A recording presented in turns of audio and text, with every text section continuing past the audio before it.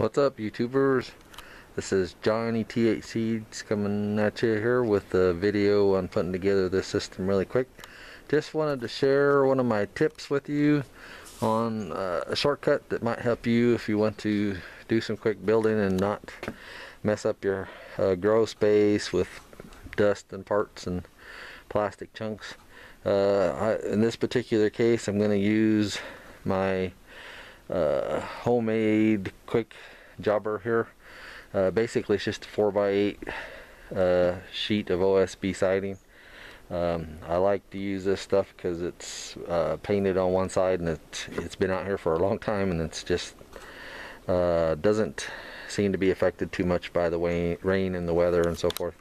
It's even been snowed on and everything else, and it's still just like it was almost when it came from the store. We're going to be putting together a system for a 4x8 space, so obviously a 4x8 sheet is going to be an ideal template.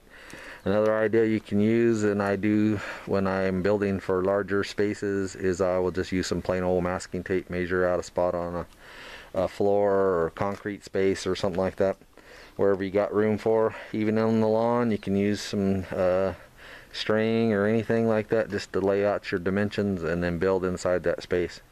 It will save you some time, and you can get your measurements accurate and everything on what you want your system to fit. So we're going to be using a simple 20-gallon rope tub. Got these at Lowe's. These are extremely effective at high yield scrogging, and so you've seen them on other channels like High Grow Hybrid and so forth, and so this is not anything new.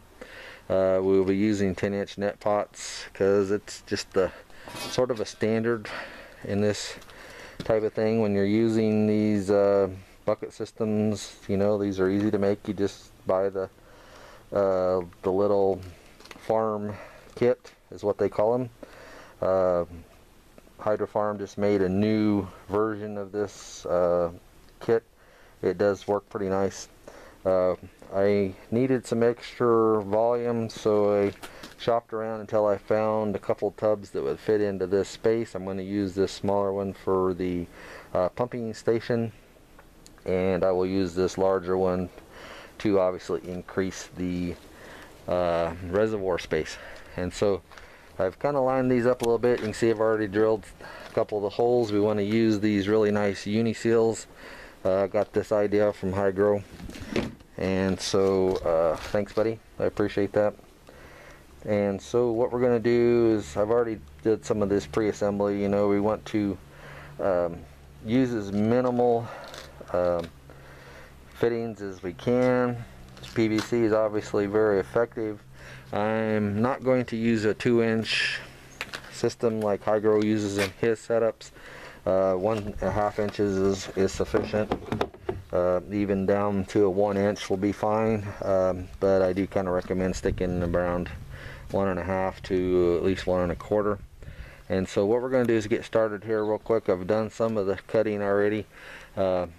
Lowe's does sell these really nice lids to go with these things.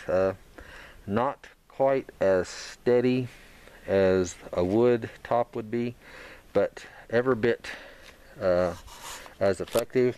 Obviously, because they are white. $10 can of that silly stuff you see on TV that seals. You can use spray paint or whatever. I've tried both ways. This rubber stuff is probably the better idea, that spray on seal stuff. You can probably do more than 3 lids with a can. I don't think I used even close to the can to do those 3 lids, and that will black out your lids. These basically, lid and tub, were about $12. If you're in the military, veteran or whatever, growing for medical purposes or whatever, obviously you will get a 10% discount at Lowe's. Hey, go.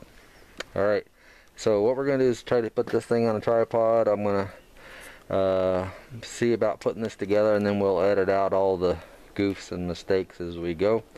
So here we go.